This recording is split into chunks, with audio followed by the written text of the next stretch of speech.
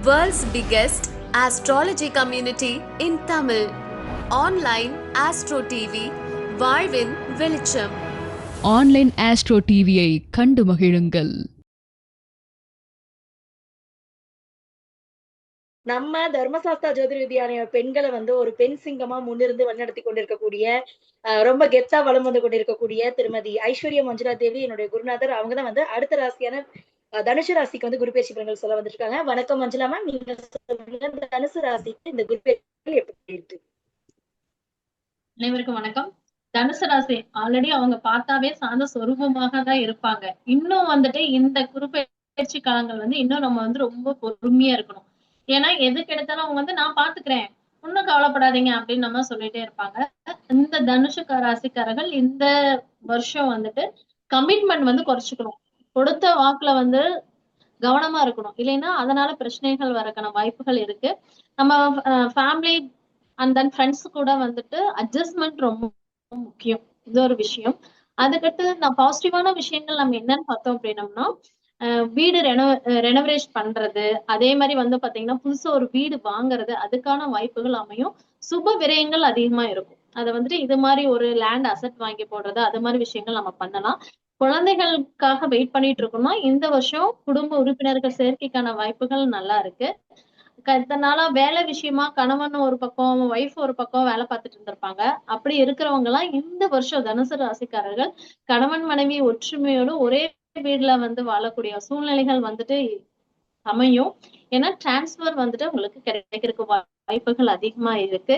அது மாதிரி வெளியூர் வெளிநாட்டுக்கு நான் வேலைக்காக முயற்சி பண்ணிட்டு இருக்கேன், ஸ்டடீஸ்க்காக நான் அப்ராட் ட்ரை பண்ணிட்டு இருக்கேன், இல்ல அதர் ஸ்டேட் ட்ரை பண்ணிட்டு இருக்கேன் அப்படின்னீங்கன்னா இந்த வருஷம் உங்களுக்கு அதுக்கான பாசிபிலிட்டிஸ் அதிகமாக இருக்கு. அதே மாதிரி ஹெல்த் விஷயத்துல ரொம்ப கான்சியஸா இருக்கும். அது ஒரு விஷயம் ரொம்ப பாத்துக்கணும்.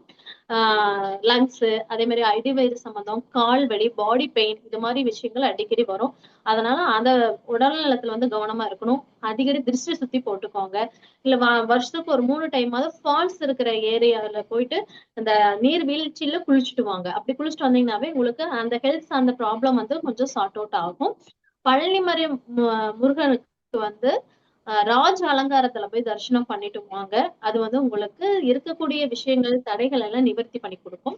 உங்க வீட்டுல அருகில் இருக்கக்கூடிய கோவில்ல நவ கிரகத்துல இருக்க குரு பகவானுக்கு நீங்க வியாழக்கிழமை கொண்டக்கடலை மாலை சாத்தி வழிபாடு பண்ணிட்டு வரலாம்.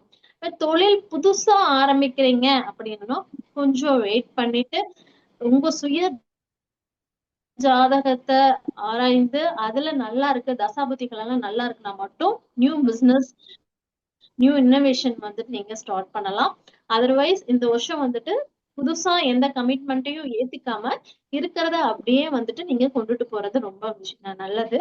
அப்பா குழந்தைகளுக்கு இடையே உள்ள உறவு கொஞ்சம் நீங்க அவங்க கிட்ட ஃப்ரெண்ட்லியா ஹேண்டில் பண்ணீங்க அப்படின்னம்னா இன்னும் சுமூகமாக உறவு ஏற்படுறதுக்கான வாய்ப்புகள் இருக்கு.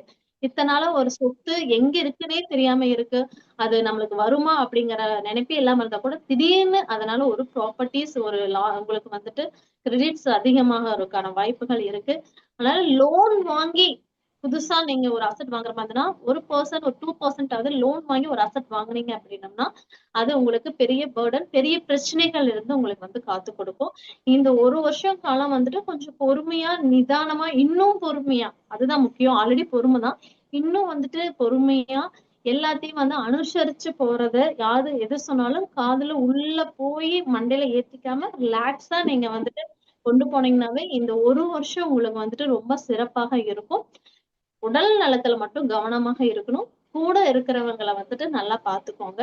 அதே மாதிரி ஹாஸ்பிட்டல்ல யாருக்காவது ஹெல்ப் வேணும் அப்படின்னா உடனே நீங்க செய்யலாம். பெட்ஷீட்டு, பெட் கவரு, இல்ல உங்களால முடிஞ்சது அப்படின்னம்னா ஒரு பெட்டு கூட நீங்க டொனேட் பண்ணலாம். அப்படி நீங்க பண்ணிட்டு வந்தீங்க அப்படின்னம்னா உங்கள் வாழ்க்கையில அடுத்த நிலைமைக்கு பொருளாதார ரீதியாகவும் சரி, உங்களுடைய மன ரீதியாகவும் ஒரு தெளிவும் முன்னேற்றம் உங்களுக்கு கிடைக்கும்.